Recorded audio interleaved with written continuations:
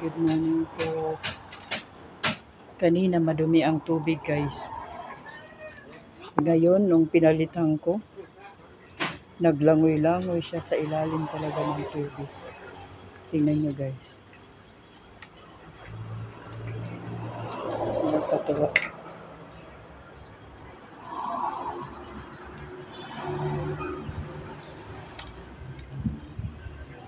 Buti hindi naabot yung paa niya. Nakalutaw talaga siya. Good morning po. Ulit ay good afternoon. Nakalutaw siya. Feel niya talaga yung ilog. Tingnan niyo guys. Galangoy siya. Oh, lalaro sila sa ilog.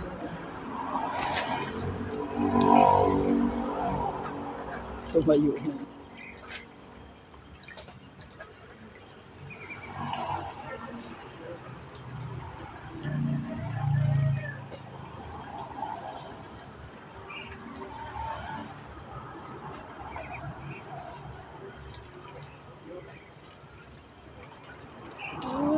May pagkain.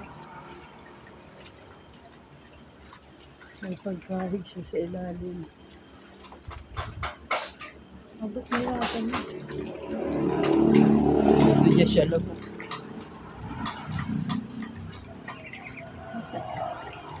Nakakatayo ito.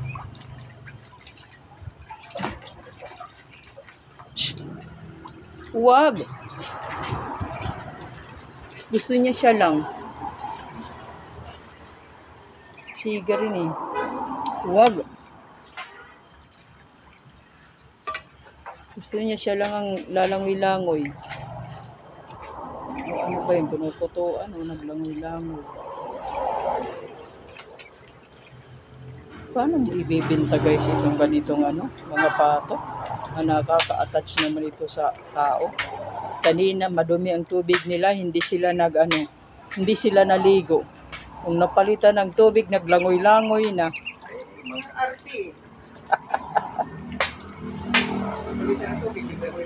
Naglangoy-langoy kanina, madumi. Halos hindi nga uminom ng tubig.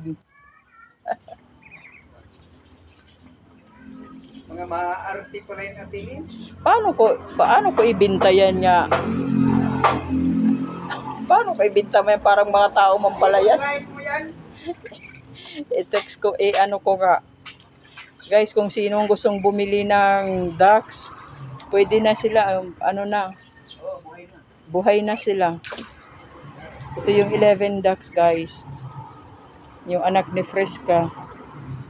Ito ang ishi. Nakakatuwa, oh.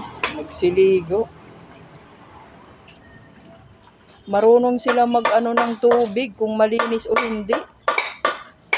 Ang isang gabi nga pag-ipunan ko hanggang alas 2. Isang palitan lang, ha? Mga nila. Ang tawag nito, yung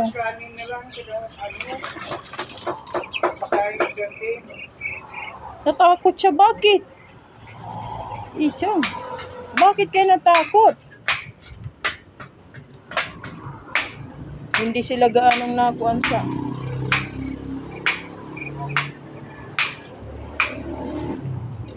Nasaan na yung naligo?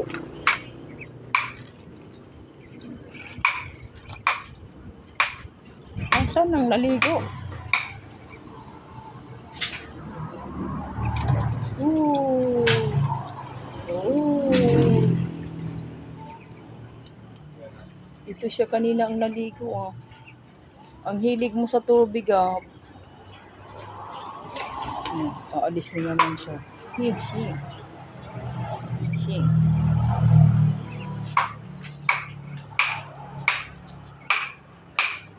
Kakapiraso pang mga pakpak. Hishi.